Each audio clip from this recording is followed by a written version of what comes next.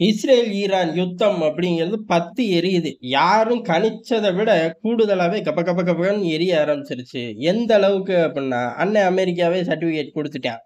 அப்ப விளங்கி தொலையாதே அப்படிங்கிற மாரி தான் இருக்கும். ஆமா, அண்ணன் அமெரிக்கா குடுத்த சர்டிபிகேட்டும் அப்படிதான். ஏலே இது நாள் கணக்குல நடக்கக்கூடிய யுத்தம் கிடையாது. வார கணக்குல நடக்கும் அப்படின்ட்டாய்ங்க. அப்ப தெளிவா தெரிஞ்சு போச்சு. மாசத்த தான் சுருக்கி வாரமா சொல்றாய்ங்க அப்படின்னு. குழப்பமே வேண்டாம். மாசத்த தான் சுருக்கி வாரமா சொல்றாய்ங்க. அப்ப ஆக மொத்தம் வாரங்கள் அப்படின்னு சொல்லி இழுத்துக்கிட்டே இருப்பாய்ங்க. எது மாச கணக்குல. மாசங்கள்னு சொல்லி வருஷ கணக்குல. அப்ப டார்கெட் என்ன? ஏன் அப்டின்னா, இப்படியே அடிச்சுக்கிட்டே இருக்க முடியுமா? இப்ப ரஷ்யா உக்ரைனுக்குள்ள அடிக்குது அப்டின்னா, ரஷ்யாவுக்கு 4 பிராந்தியங்கள பிடிக்கணும். பஃபர் ஜோன உருவாக்கணும். இந்த மாரி ஏகப்பட்ட டார்கெட் இருக்கு. இஸ்ரேலுக்கு டார்கெட் என்ன? ஈரான பிடிச்சு ஆளணும் அப்டின்னா வாய்ப்பே கிடையாது. அமெரிக்காவாலயே ஆப்கானிஸ்தான்ல உட்கார கூட முடியல. ஆள தேவையில்ல. உட்கார கூட முடியல அப்படிங்கிறனால தான் 10 வருஷத்திலேயே ஓடிப்போனான். வரலாறு நெடுங்க. எவனாலயும் ஒரு ஸ்டேஜுக்கு மேல தாங்க முடியாது. யாரோ ஒரு பயப்புள்ள வந்து கத்திய தூக்கி வீரத்த காட்டி இவனுங்கள பத்தி விட்டுரும். அதுலயும் விதிவிலக்கு இருக்கு. இப்ப அண்ணன் அமெரிக்காலாம் போய் அமெரிக்கா என்ன அமெரிக்கர்களுக்கே சொந்தமா அப்படின்னு கேட்டா ஒண்ணும் கிடையாது. அங்க உள்ளவனுங்கள பத்தி விட்டாய்ங்க. நெறைய பேருக்கு டிக்கெட்ட கிழிச்சாய்ங்க. அதனால இப்ப அவனுங்க ஜம்முன்னு இருக்காய்ங்க. அதுல 1, 2 பேர் தப்பிச்சு பொழச்சு வருங்காலங்கள்ல கத்தி தூக்குவார்களான்னு கேட்டா, முதல்ல பொழச்சவன காட்டு, தப்பிச்சவன காட்டுன்னு நம்மகிட்டயே கேள்வி கேட்பாய்ங்க.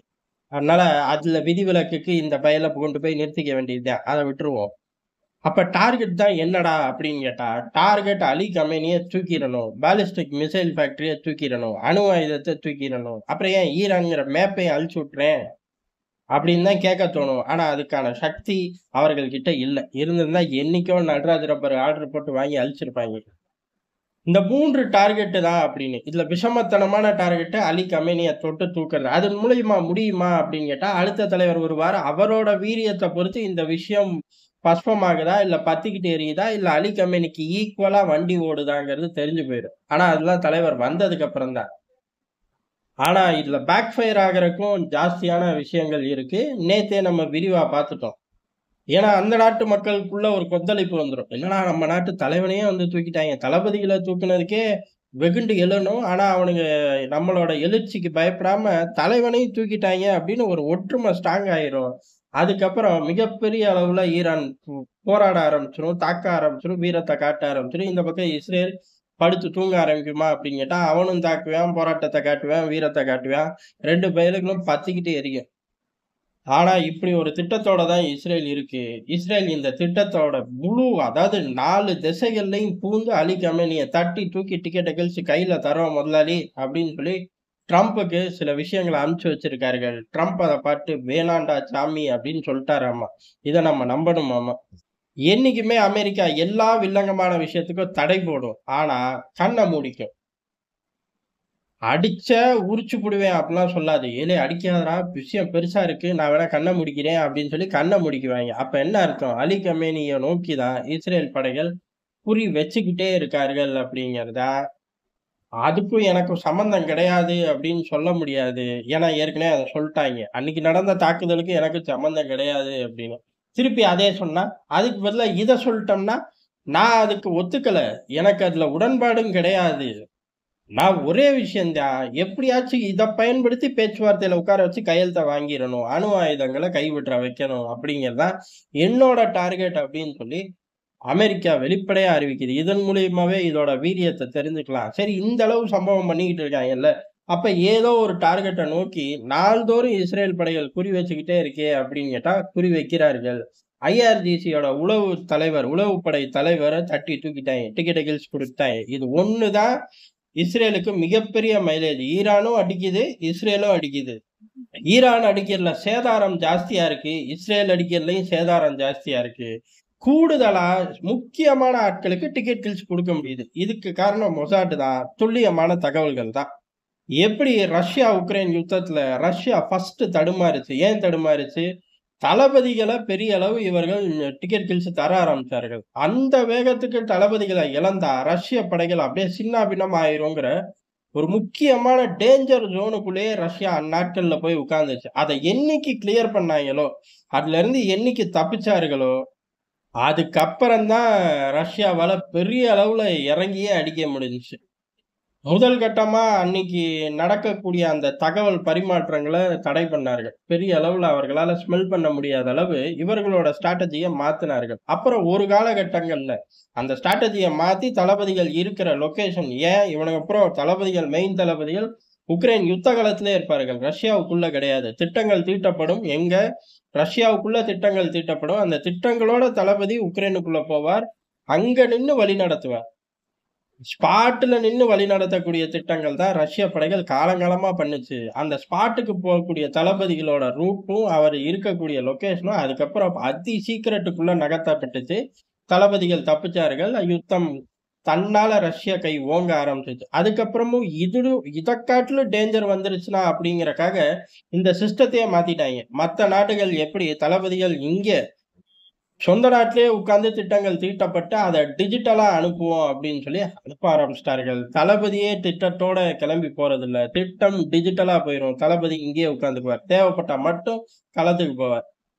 அந்த அளவுக்கு டக்குன்னு ஒரு யூ-டர்ன போட்டு பெரிய அளவு சாதிச்சு காட்டினார்கள். அதே மாரி ஈரானும் சாதிச்சா மட்டும் தான் தப்பிக்க முடியும். இல்ல இப்படி ஹை வேல்யூ டிக்கெட்டுகள் போய்க்கிட்டே இருந்துச்சு. டிக்கெட்டுகள் கிழிக்கிற வேகம் கூடுச்சு அப்படின்னா, ஆட்டோமேட்டிக்கா ப்ராக்ஸிக்கும் ஈரானுக்கும் வித்தியாசம் இல்லாம போயிரும். ப்ராக்ஸி இது ஒரு நாடு. 2க்கும் வித்தியாசம் இல்ல அப்டின்னா, அங்க நாள்தோறும் அந்த தலைவர்களுக்கு என்ன நடந்துச்சோ, அது கொஞ்சமும் குறையாம, சற்றும் மாறாம நடக்கும் அப்படிங்கிறது தான். அதனால இதுல உஷாராயிக்கணும்.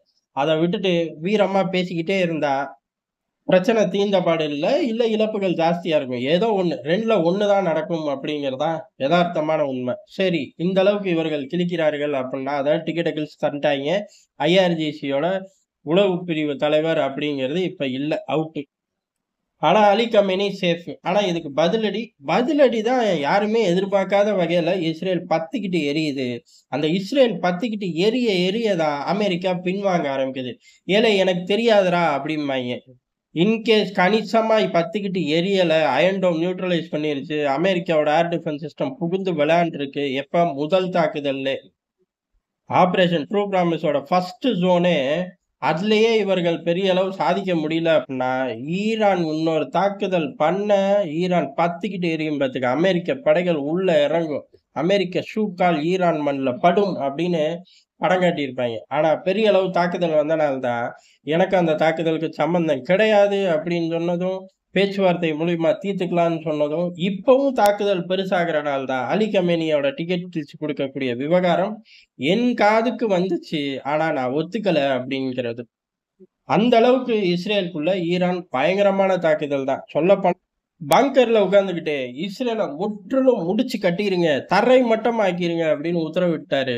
ஏறக்குறைய இஸ்ரேலோட நிலைமையே அதான். இஸ்ரேலோட தாக்கப்படாத பகுதிகள் அப்படின்னு ஒண்ணு கூட கிடையாது. ஏகப்பட்ட பகுதிகளை தரைமட்டமாக்கிட்டார்கள். அந்த மாரி ஒரு ஃபுட்டேஜ பார்க்கவே முடியாது. ஏறக்குறைய காசால என்ன மாரியான ஃபுட்டேஜ் ரிலீஸ் ஆச்சோ, உக்ரைனுக்குள்ள என்ன மாரியான ஃபுட்டேஜ் ரிலீஸ் ஆச்சோ, இப்ப ஈரான்ல எப்படி ரிலீஸ் ஆச்சோ, அதே இஸ்ரேல்லயும் ரிலீஸ் ஆயிடுச்சு. இதுவே மிகப்பெரிய மைலேஜ் தான்.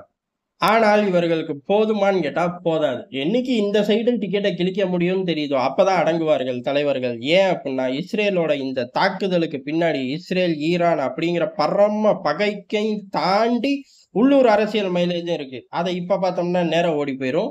அடுத்த காணொளி இல்ல நேரம் கிடைக்கும்போது விரிவா பார்ப்போம். இப்ப இஸ்ரேலுக்குள்ள நடந்த தாக்குதல்கள் அப்படிங்கிறது ஒட்டுமொத்தமா அவர்கள பெரிய அளவு டிஸ்டர்ப் பண்ணியிருக்கு.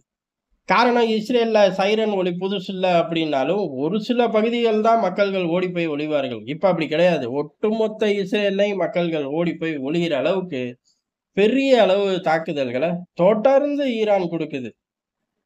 அமெரிக்கா, பிரான்ஸ், பிரிட்டன் போன்ற நாடுகள் குறுக்க பூந்து மிசைல்கள தடுத்தாலும், இஸ்ரேல் கிட்ட மிகப்பெரிய அளவுல ஏர் டிஃபென்ஸ் சிஸ்டம் இருந்தாலும், எதுவுமே நிக்க முடியல அப்படிங்கிறதான். தாக்குதல் தொடர்ந்து வருது. பெரிய அளவு தாக்குதல். பதிலுக்கு பதில் இறங்கி அடிக்க ஆரம்பிக்கிறார்கள். பதிலுக்கு பதில் இறங்கி அடிப்பாய்ங்க அப்படிங்கிறத இஸ்ரேல் ஃபர்ஸ்ட் எதிர்பார்க்கல. இப்ப எதிர்பார்க்குது. அமெரிக்கா ஃபர்ஸ்ட் எதிர்பார்க்கல. இப்ப எதிர்பார்த்து ஓடிட்டான். இதானே அவன்ட்ட உள்ள முக்கியமான பழக்கம். கூடவே இருப்பான். திடீர்னு ஓடி போயிருவான்ங்கிற மாரி ஓடி போயாச்சு. இருந்தாலும் சுத்தி முத்தி ஏதாச்சும் ஒரு ஏற்பாட பண்ணிட்டு அமெரிக்கா உள்ளுக்குள்ள வரும். அப்படி அமெரிக்கா உள்ளுக்குள்ள வரும்போது என்ன நடக்கும்? அதையும் அதே மாரி ஈரான் அடுத்த கட்ட ஒரு லெவலுக்கு கிளம்பிருச்சு. இது 2மே ஆபத்தோட உச்சம் தான். அத அடுத்த காணொளியில விரிவா நம்ம பார்ப்போம்.